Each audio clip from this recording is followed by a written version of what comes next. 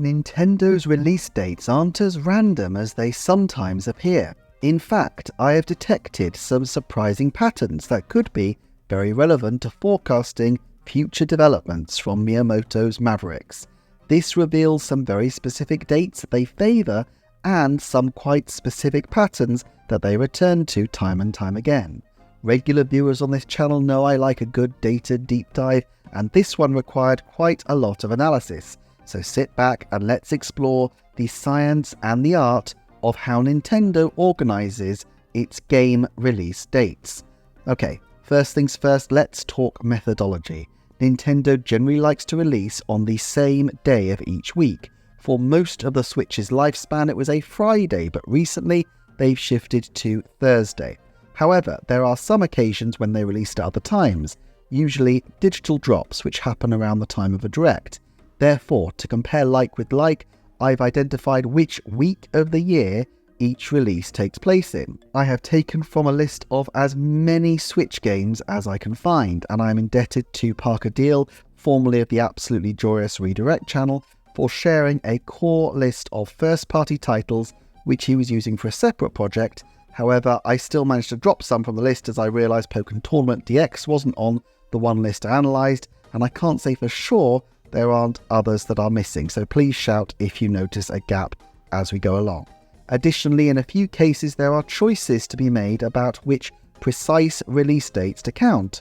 For example, some titles had both digital and physical launch dates, such as Metroid Prime Remastered, and other titles released at different times in different territories, such as Hyrule Warriors Definitive Edition. My rule of thumb is generally to go with the earliest international release when there is a discrepancy.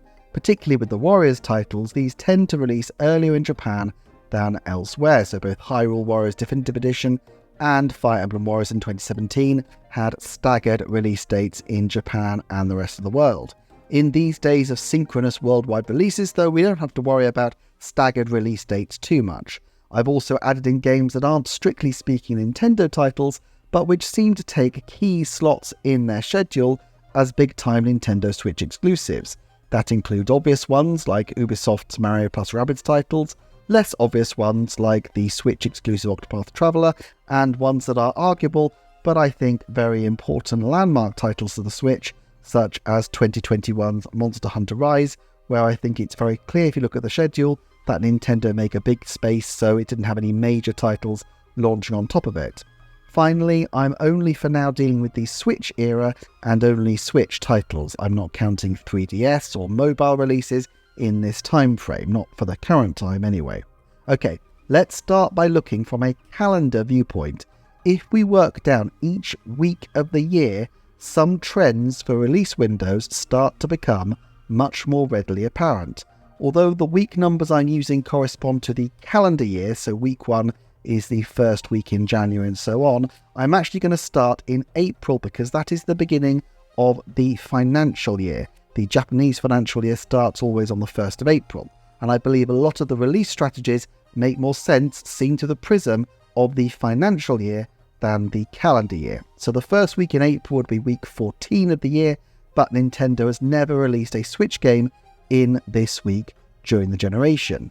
Week 15 is also dry, with only the Labo VR set being dropped in 2019 during this week. 2019 was an exceptional year for a number of reasons, including the density of games later that year to coincide with the launch of the Switch Lite, but also Fire Emblem Three Houses was originally dated for spring 2019, and Animal Crossing New Horizons was also originally trailed to be a 2019 game. Now, spring normally refers to April, May and June for Nintendo, not July, so my suspicion is that Fire Emblem Three Houses was originally slated for May, but was moved back, possibly because it was delayed, and possibly because Animal Crossing New Horizons was being pushed, and they wanted to cluster their release dates close to the launch of the Switch Lite. That might explain the unusually barren April and May in 2019. At any rate, Labo VR isn't the only unusual dating position we'll see as we keep going through 2019 in particular. 2018 saw the Toy-Con 1 and 2 packs both release in week 16, and also Advance Wars 1+2 Reboot Camp, which had been delayed and was finally sent out to die as a bit of an embarrassing footnote, given that the global circumstance had made them nervy to really support as much. It's a travesty. If you're not into Advance Wars, please do check it out, as it is an amazing series. Anyway, week 17, the last week in April, is the first time we get any significant constellation of titles, but even then, we're looking at a motley crew. We have Xenoblade Chronicles 3 Future Redeem, which is really a DLC type, Box Boy and Box Girl, which again is digital, but then also two major titles, Mario Kart 8 Deluxe and Switch Sports. Thing is though, Mario Kart 8 Deluxe really had to come at this juncture. It's hard to remember now the Switch has more games than Hesto has Korok Seed, but back then, the taunt about the Switch was that it was the Zelda machine, and 8 weeks had elapsed between the launch of Breath of the Wild and the release of Mario Kart 8 Deluxe, a length of time almost unprecedented in the Switch's later life, but which just shows how desperate Nintendo were to eke out their big titles across 2017 so it would not appear like the barren year it could easily have turned out to be. It would also be 7 weeks before the next physical release in ARMS, although there was the footnote eShop title Flip Wars in between then, a game so obscure I don't even remember it, even though I was scouring the internet for Switch news around this time. Basically, count April out as a release date for Nintendo games usually. The exception to this is in consoles where Nintendo has a decent track record of using April as a launch window, most famously for a little machine you might have heard of called the Nintendo Game Boy back in 1989. But let's talk about console release dates separately. If April is a dry month, May is the month where the releases are probably the least predictable, as Nintendo generally look to space out their releases and no particular favourite dates stand out. Week 18 is the tail end of April, tipping into the first week of May, and with Donkey Kong Country Tropical Freeze, New Pokemon Snap, and Endless Ocean Luminous, it has slightly more games. Week 19 has just the one title to its name, but it's a fairly significant one because it is, of course, The Legend of Zelda Tears of the Kingdom.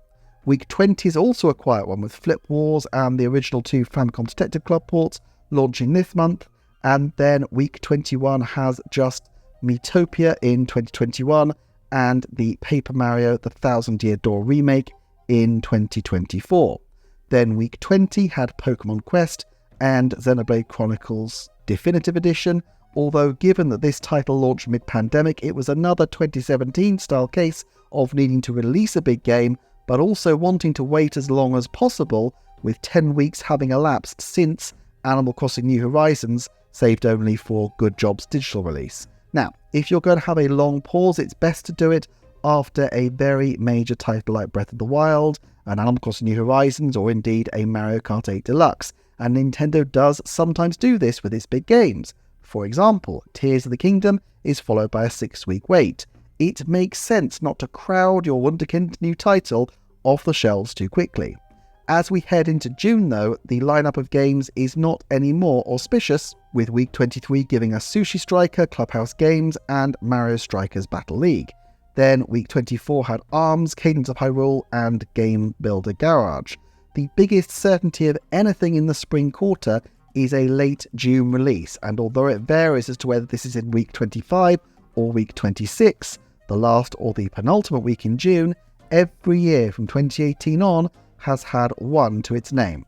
Week 25 saw Mario Tennis Aces, Jump Rope Challenge, Fire Emblem 3 Hopes, and Pikmin 1+2, while week 26 saw Super Mario Maker 2, Mario Golf Super Rush, Everybody 1-2 Switch, and Luigi's Mansion 2 HD. The big trend here is Mario, notably in the form of Mario Sports, with 3 June Mario Sports releases in the last 7 years, but also with Super Mario Maker 2 and even Luigi's Mansion 2 HD.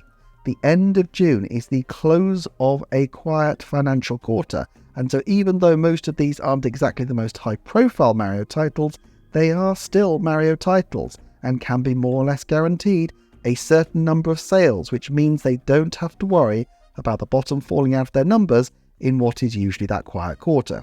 Another big trend in this quarter is the ultra-casual title. Switch Sports, Labo, Endless Ocean, Luminous, Clubhouse Games, Game Builder Garage, Jump Rope Challenge, and Everybody Want to Switch are all very much in that category, appealing, I would guess, as much if not more to people who are not regular Switch players as to the hardcore Xenoblade and Pikmin junkies. Still, this period is not short on games to its name. 2018, 2021 and 2022 had 5 release dates in this one quarter, and one of those had 2 games on one day with the launch of the Labo packs. Then again, there's a very high concentration of smaller digital titles: Pokemon Quest, Good Job, Box Boy Flip Wars, Sushi Strikers, and the great but still small-scale Crypt of the Necrodancer Cadence of Hyrule, as well as the Xenoblade Chronicles 3 DLC drop. Strip away these and also take off the ports, remasters and remakes, great though some of them are, in particular my beloved Advance Wars, and of course the absolutely titanic hit that is Mario Kart 8 Deluxe, and the original titles you're left with are very small in number: Labo, New Pokemon Snap, Tears of the Kingdom, ARMS, Game Builder Garage, Super Mario Maker 2, Everybody Want to Switch, and the 3 Mario sports games. Casual titles and Mario, basically. If you were forecasting an average spring quarter for Nintendo then, based on the experience of the Nintendo Switch, you would expect 4 or 5 games, including a casual title, a smaller digital drop, a remaster and/or port, and a Mario title likely sports-based in theme. But of course, 2025 may not be any ordinary spring quarter, with the very real possibility that the Switch successor could drop in this window. Now, setting aside the question of whether it will or won't drop here, which is really a separate forecast, and as many other considerations, there does seem to me to be a great logic in taking what is historically one of their quiet quarters and blowing it up by dropping a huge new console in there.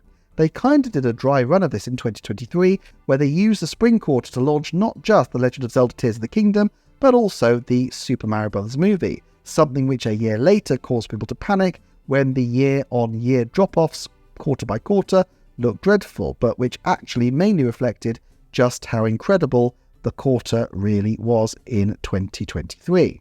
Okay, let's move on to the second quarter of the financial year, which contains the summer season games, the games from July to September. Yet again, the first week of the quarter is a dead zone for games.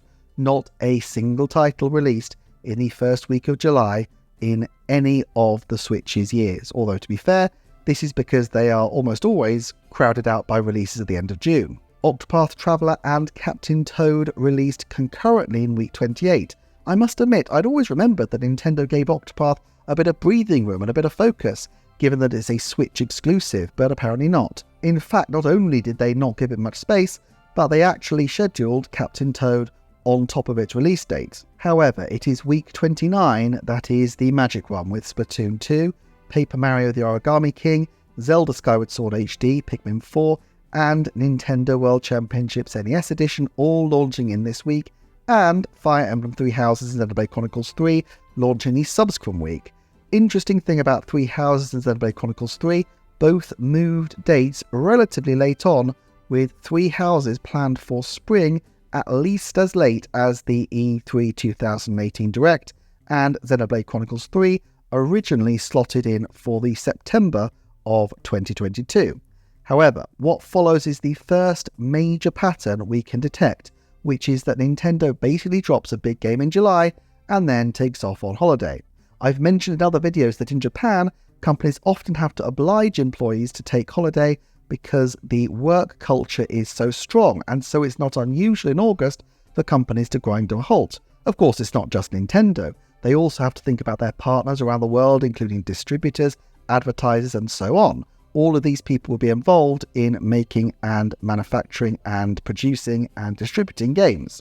Anyway, whatever the reason may be, Nintendo has never released a game in weeks 31, 32, 34, 35 in the lifetime of the Switch. In fact, the only first-party title that was ever released in this period in week 33, the bizarre Kirby spin-off, Kirby's Dream Buffet, which was a digital title and so I imagine far easier to schedule for release as opposed to a retail venture.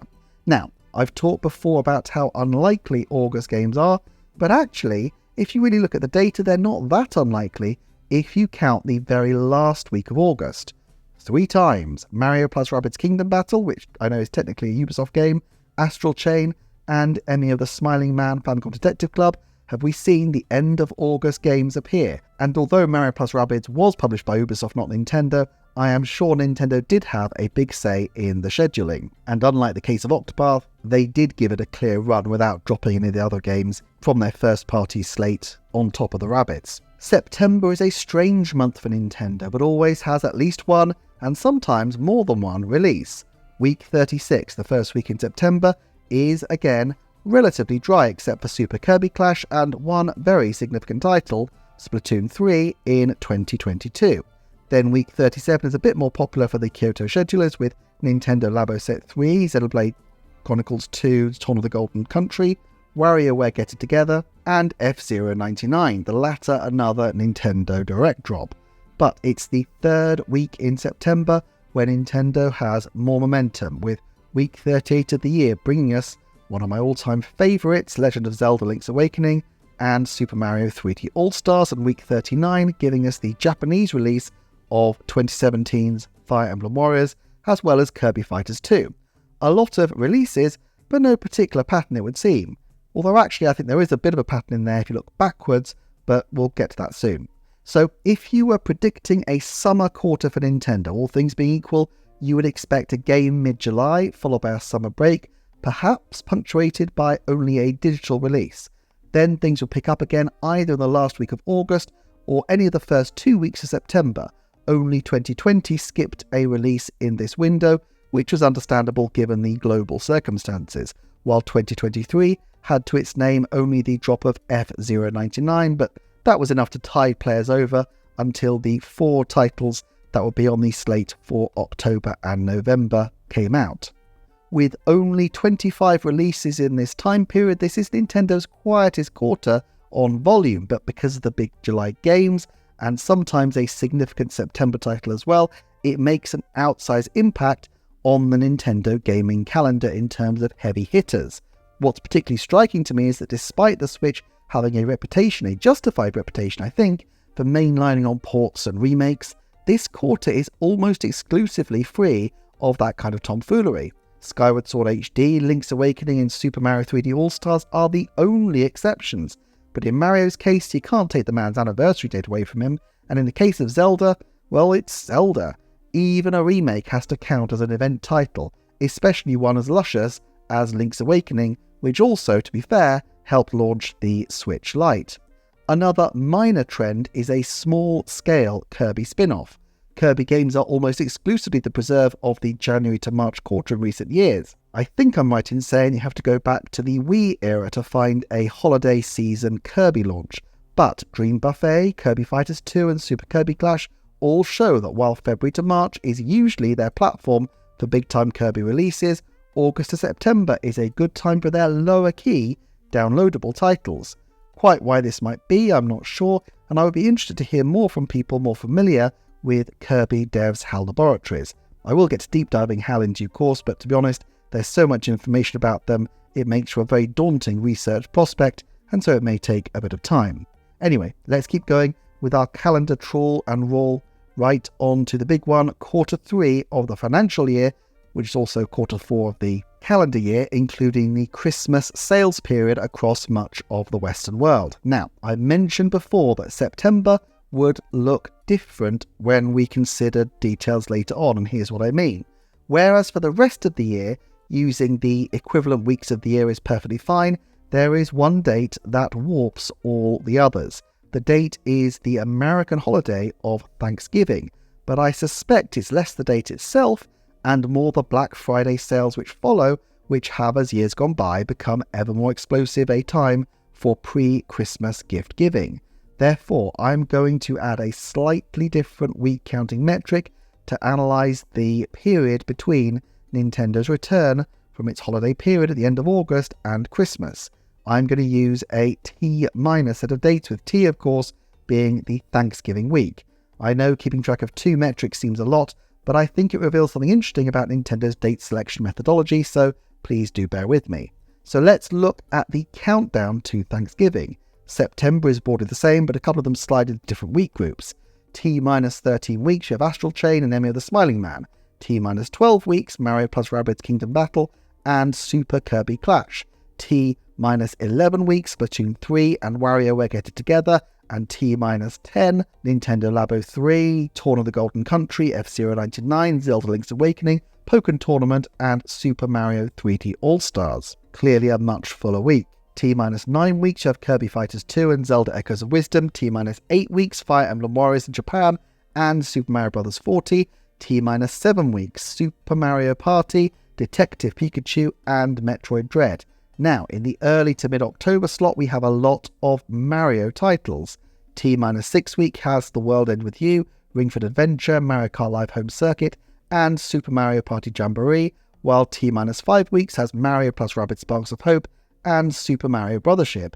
The Mario trend is even clearer viewed with just regular weeks and not going backwards from Thanksgiving, in fact, because they almost all converge on week 42 of the year.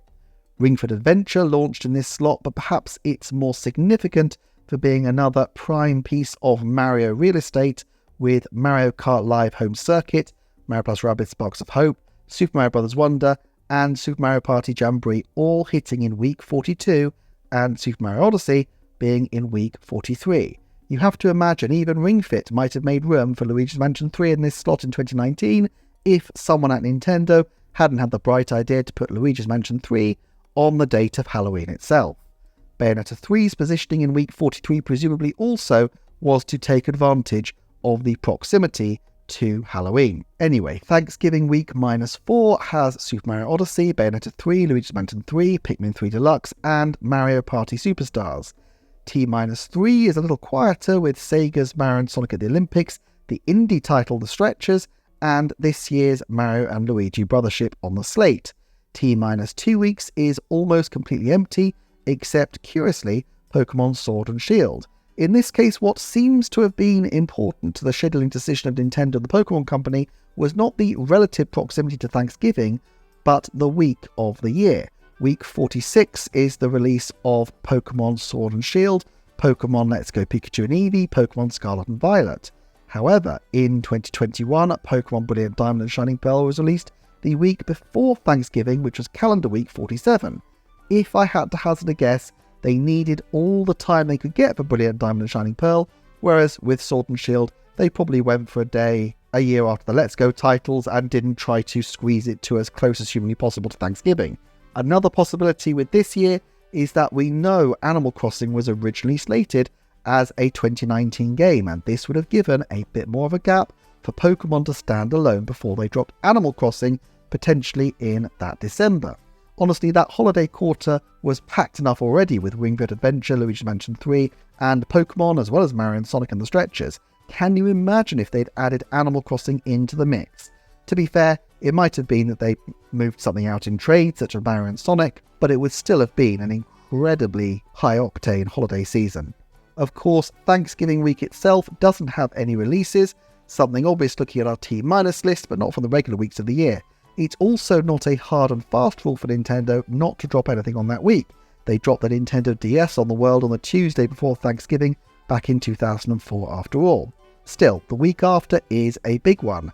Xenoblade Chronicles 2 in week 48, and Fitness Boxing and Big Brain Academy, which are all in the week after Thanksgiving but count as week 49. I noticed that Fitness Boxing 3 is also dropping in the post-Thanksgiving week this year. Then we have Super Smash Bros. Ultimate, which is again 2 weeks after Thanksgiving but still in week 49, and that is the latest release we have for a major holiday game. Again, I suspect that because Let's Go Pikachu and Eevee had released 3 weeks beforehand, it gave them enough of a buffer before releasing a big title like Smash.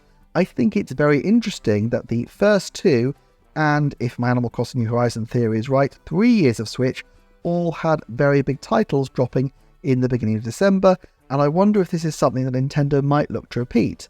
However, knowing how Masahiro Sakurai uses every bit of time available to him for his titles, and knowing how Xenoblade Chronicles 2 needed a fair bit of post-launch punching up, and even today looks noticeably more jagged in places, especially when docked compared to other Monolith Soft titles on the Switch, my guess is that they picked these dates as the last slot they could feasibly release a title in during that calendar year. Therefore, I suspect December titles aren't necessarily a slam dunk for the early days of the new system, so long as they can get their games ready a little further ahead of time, which admittedly is probably much easier said than done. Japan obviously doesn't celebrate Christmas in the same way as America and Europe, so the quarter rounds out with Fitness Boxing and Dr. Karashima's Brain Training, which mostly released in Japan elsewhere. Clearly, this is a quarter when Nintendo puts out its biggest titles. I think we can deduce that there will be a game in the week immediately before Thanksgiving on the majority of occasions, especially if the Pokemon Company is involved. But if there isn't, it's because there's going to be an early December title and they want to give it a little bit more space. We can also look at the grid of when the games are released and see some trends. Digital games can fill a slot, see 2023, but generally only in direst need. The spacing of releases depends largely on the number of games available, but they're usually evenly spaced. The Thanksgiving week is almost always a dead cert, with a game or two to 3 weeks before being quite possible. There are August games, mainly when they have a lot of games to space out over the period to follow.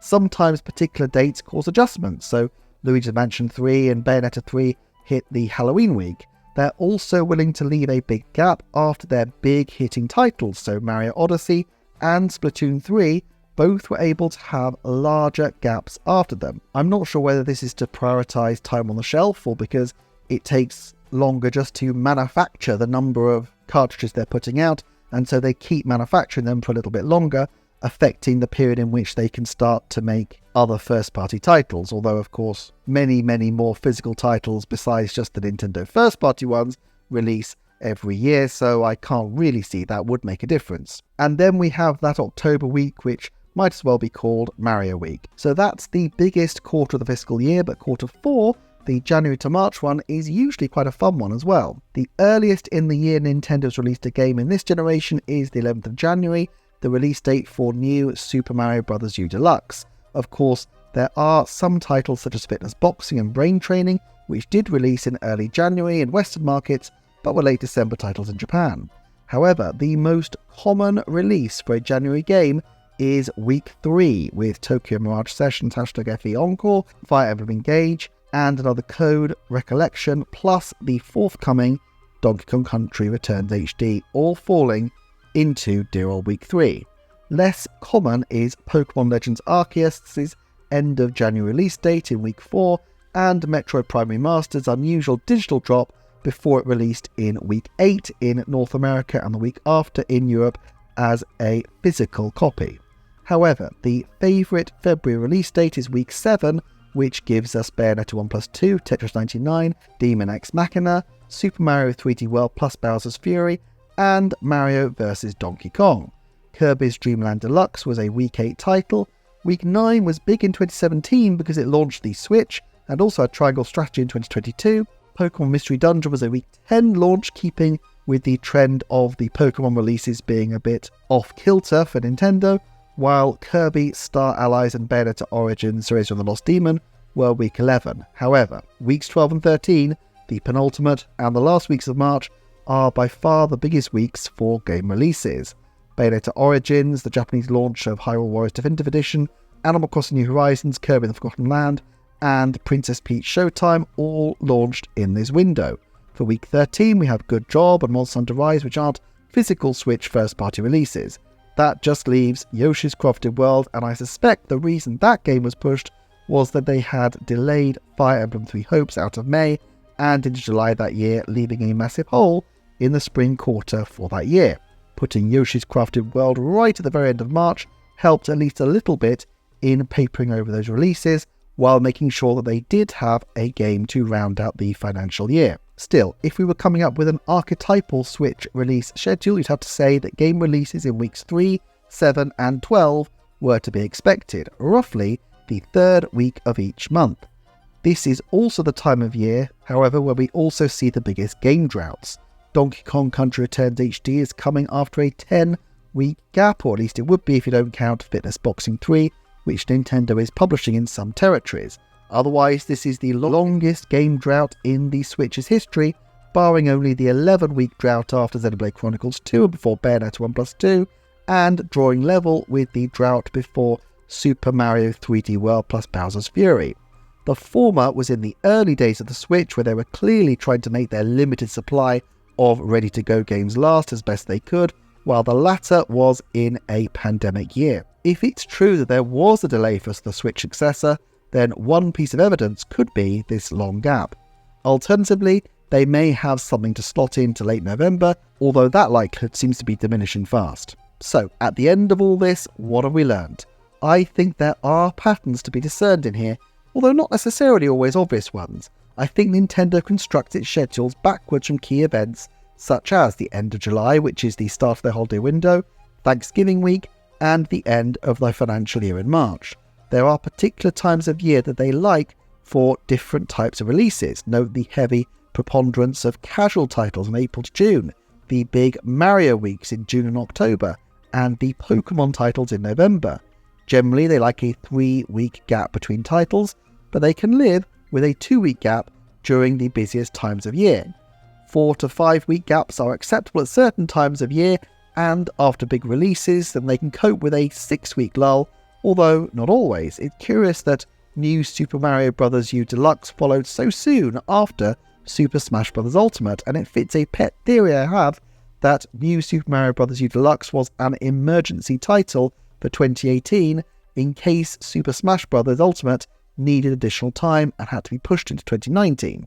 Okay, I think we've covered a lot about game releases, but let's be honest, the big date question in the air right now isn't just the rationale of game releases, but the rationale of console releases. That's a subject for a separate video though. Thank you so much for watching, liking, commenting, sharing and subscribing, and I shall see you next time for another Nintendo Forecast.